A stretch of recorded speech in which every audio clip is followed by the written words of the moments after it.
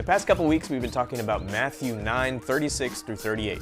And it's when Jesus looks upon a crowd of people. He sees that they are harassed and helpless, and he has compassion on them. Then he turns to his disciples and says that the harvest is plentiful, but the workers are few. Pray to the Lord of the harvest that he would send out workers into his harvest. Now, a couple weeks ago we talked about the Lord of the harvest. Last week we talked about the workers and specifically women and the role that they play and the things that they've been called to. And this week we're going to talk about that phrase in Matthew 9:36 that says that when he looked at that crowd of helpless and harassed people, it says that he was moved by compassion. And it's a few words there, but if you look at the Greek, that phrase, it's one word.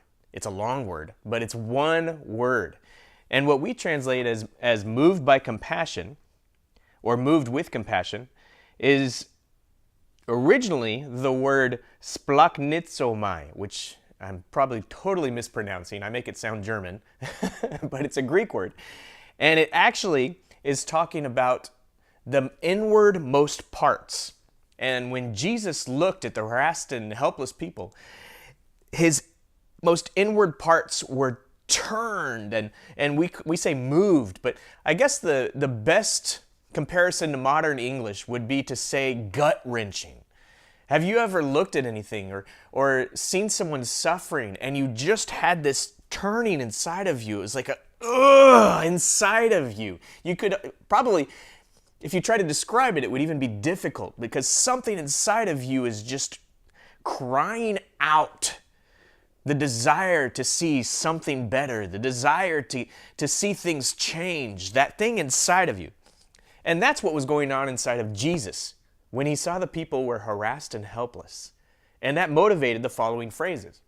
But you know, that word in the Greek, as far as I've been able to find, it was only used by Jesus or about Jesus. That word is a Jesus word. It's a God word. It's a God's heart word. When he sees need, the heart of God goes, "Ugh."